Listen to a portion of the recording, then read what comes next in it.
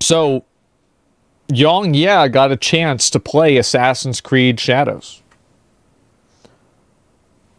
This is a game that, well, let's just say there's been a little bit of controversy about it.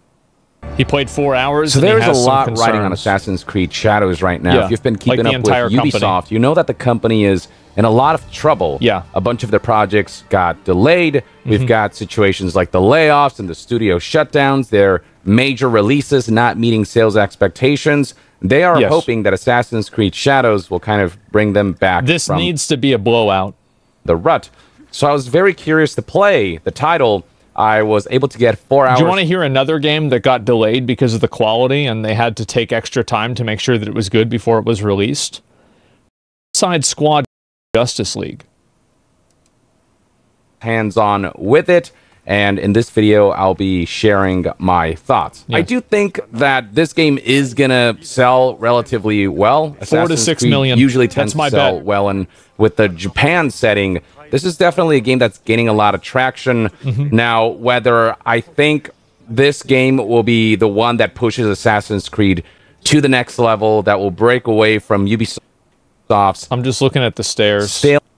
Yeah, stairs are pretty good. As far as their game design is concerned, that I'm not quite sure of. Within my 4 hours hands-on time, I will say that I'm not fully convinced that this is going to win over those who have felt that Assassin's Creed has gone kind of stale. It's going to come down to whether there is still that sense of an overabundance of content that feels insubstantial, that doesn't feel handcrafted. A lot of that copy and pasted stuff that Ubisoft open world games tend to have.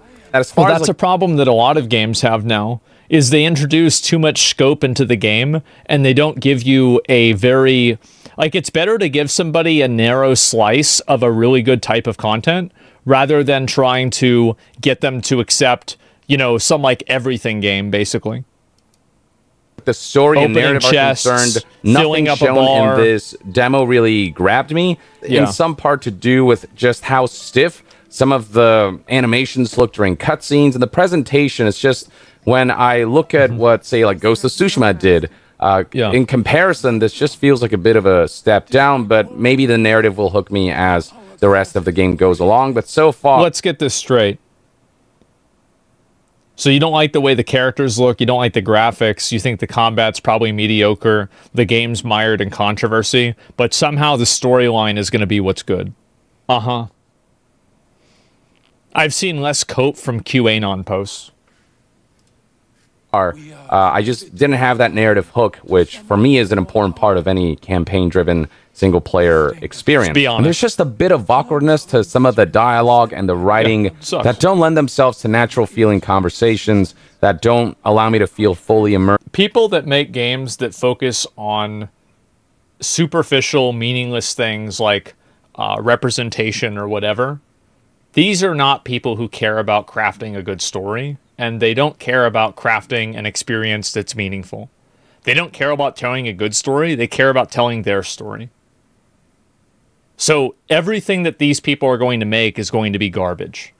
And everything that's going on. And based on what this gameplay session presented, I'll be honest with you, neither of the protagonists are particularly interesting. They don't have any, like, personality quirks that stand out. They don't have any, like, awesome chemistry that make their interactions compelling. Nothing in these initial hours showed anything interesting that drew me to these characters. Hopefully that will change over time. I will say it's just crazy to me that, like, I could have done that Cyberpunk with Jackie at the beginning. I still remember that. It's just like, this is like comparing the Olympics to some fat dude laying on a bed. I mean, you're not even going anywhere. It's embarrassing. In terms of gameplay, Yasuke and Naoe do feel quite different. Yasuke definitely feels like that bulldozer, the hammer, if you will, who will trounce through enemies and combat scenarios. Naoe is definitely more about agility, about being stealthy. If Yasuke is the hammer, then Naoe would be the scalpel. She can still hold her own in combat, you'll just have an easier time with Yasuke, who has those powerhouse moves and active skills to be able to trounce enemies. And not to mention that with Yasuke, for example, it looks like, I mean, doing parkour is just a lot more awkward because of how slow and chonky he is, whereas now it just kind of breezes through obstacles and environments And she just has all the right tools for stealth. And so it's a matter of what kind of approach you want to take with every mission, with every scenario. Whether you want to just like literally bust through the front doors, which Yasuke can do, or whether you want to kind of take it through the roofs or through the shadows. I'm the juggernaut, bitch! Gameplay of the two characters, aside from feeling distinct, feels relatively good. I'd say Yasuke's combat, while I still need to play more of it, there is... How can you look at this and say that it's good? Like a nice sense of impact with every... I feel like this is horrible. Like, I play video games for their combat. Like, we were playing Ninja Gaiden the other day, right? Like, it's not even remotely close. And before you go and you say, oh, but this is more realistic. This isn't realistic. Look at this. While I still need to play more of it, there is like a nice... That's not realistic. What are we talking about? I do think that some of the enemy combat move designs just a little weird, where it feels like you're attacking them and then you don't see them get stunned by some of your stronger attacks, then they're automatically able to dish out attacks that will stop your momentum. And so there is an element... They probably have a posture bar that's built in, and then after the posture bar gets broken, there's an internal paralyzed period where they're available to be hit. And then after that posture bar goes away, and after that period ends, then they're able to resume their normal attacks, and they're unable to be staggered again. Because that's the way that a lot of games work.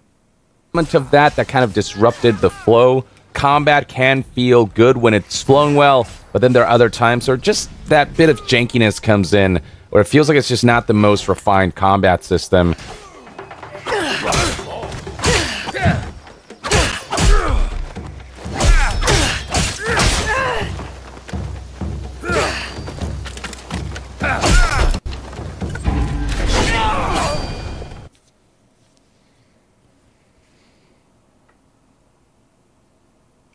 I'm going to do a donation drive tomorrow for $17 so we can buy Ubisoft after this game comes out.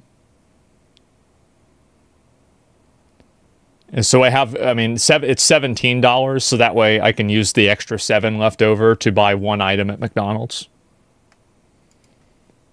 And as far as the stealth and parkour goes, you've got the parkour up and parkour down buttons that you can hold so you can have more finesse in the parkour. I do like that now it has that grappling hook now, which makes it so much easier to get to rooftops. Vertical traversal feels just a lot better because of now his new tools and capabilities, especially with that grappling hook, which not only allows you to ascend to greater heights easily, but allows you to like swing through trees and whatnot. The stealth system now has the ability for you to go prone, which is a nice addition, allows for just a bit more flexibility. So there are definitely some mechanical elements that I did enjoy from moment to moment, though I do still hate scenarios where one of the larger type enemies, like the brute archetypes, when you go for an assassination, if they're higher level than you, then a blade through the throat or through the face or through the head won't end up killing them. It'll deplete, you know, a significant portion of their life bar, but not take them down. It just makes assassination feel a little more secondary, less satisfactory. I've never liked the introduction of that kind of scaling for the assassination part of the game. And the fact that... It's a minor complaint, but I can see what he's... like, it's an immersion thing. That makes a return is just a little bit annoying. It's just... In terms of the overall game design, an opinion. That's where I'm still quite unsure as to whether this is going to fall prey... Wait, is this all one clip? So let me get this straight. You know, so she a jumps significant down, portion of their life she bar, assassinates but not him. Take them down. It just makes assassination feel a little more secondary, less she just satisfactory. walks away. I've never liked the introduction of that kind of scaling for the assassination. And she goes behind a wall. Part of the game. And the fact that that makes a return is just a little bit annoying. In terms of the overall game design, that's where I'm still quite unsure as to whether this is gonna fall prey to the same old Ubisoft open world formula. They do try to make exploration and going after quest objectives a little more engaging by having the system where you can send a scout and you can kind of pull that up on your map, and there's this big area that you can send your scouts in to unearth the objective marker by using the hints on the objectives to know where on the map You use that big area scout system almost like as a radar. And I'll be honest with you, that didn't really enhance the sense of exploration. It doesn't feel like there's much of a challenge to it or sense of like critical thinking involved. The clues are so obvious. And remember what I was saying before about how features get added into video games as a result? Like, this is the video game equivalent of government bureaucracy. Nobody asked, nobody wanted this, nobody needed this, it's not necessary, and it doesn't improve any aspect of the core gameplay at all.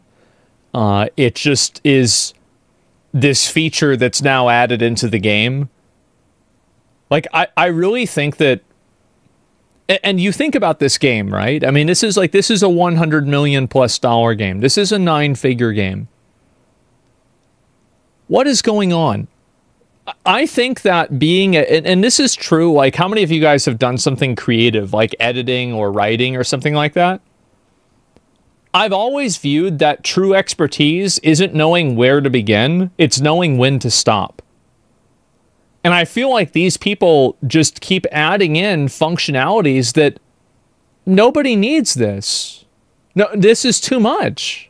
Adding system is like so powerful that it just feels like it's just additional button presses to then just end up following a quest marker after essentially some very easy investigation. Now, I didn't get to mess around with side quests all that much. There was one I stumbled upon where there's this orphan girl who was asking me for help, but I wasn't able to do that side quest before my time ran out. So I don't know what the quality of the side quests will be, whether they'll feel kind of really cheap and very kind of thrown together, or whether all of the side quests feel like they have. This is going to be a very nuanced opinion. I think that a lot of AAA video games have the best content inside of their side quests. And I think that the reason why that happens is because the side quests are not designed by committee the same way that the main quest line is. And it's given to one individual writer in order to create a cohesive, comprehensive story that in a lot of cases is good. I think that these games create bad main stories and bad narratives and plots, and they do so by a matter of their approach. Substantially written, but we're gonna have to find out where every side quest feels like it has a place in the world and like it was handcrafted, instead of just littering the world with really menial feeling tasks that don't make for compelling side quests. That's a trap that a lot of Ubisoft open world games tend to fall into. I don't know how the sense of exploration will feel like in this game, whether it's going to be the same affair of just like following a bunch of map markers based on what the UB towers reveal. And yes, the UB towers are back. You will be going to the peaks of certain architectures to reveal parts of the map and the activities that lay there. The map itself is also just massive from what I could see, and I don't know that that's necessarily a good thing. I prefer density over volume, quality over quantity. I just hope that the open world actually feels... It's not one or the other. It really just depends, right? You can have a game like The Witcher 3 that I feel like has that, and you can have the opposite like Starfield, right? Don't feel as menial as they've been in the past, but I don't know. It just feels like every time I hope for that, Assassin's Creed tends to disappoint in that area. And Ubisoft open world games in general tend to disappoint in that area. So while usually I'd be excited for a world that's bigger, when it comes to Ubisoft, that actually worries me more because it feels like... I will say that visually this game looks really nice, and I appreciate the visuals a lot. I look forward to playing it on a 5090. Going to just be stretched thin, this map that won't have enough substance to back the size of it. Though I hope I'm wrong. At the very least, though, the open world does look fairly beautiful. I do think the environmental design, the vegetation and terrain, the architectures, and all of that does look pretty. When the wind blows... Do you want to hear another game that looked really good? New World.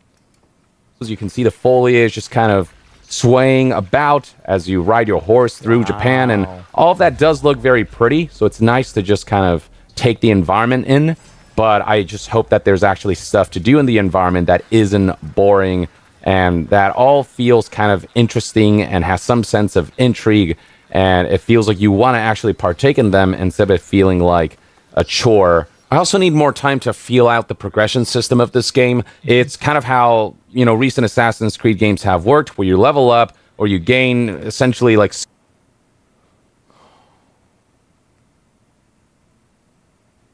And then there's the equipment system where it feels like each piece of armor does offer like substantial perks that shape.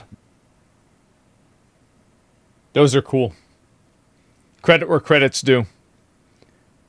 This armor set does actually seem like it changes gameplay. Yeah, that's cool. I like that. Can we just look at this combat? Like, just watch the combat. It's easier to go through the rooftops to reach an objective or to steal something or to assassinate someone. Now it might just allow... That's...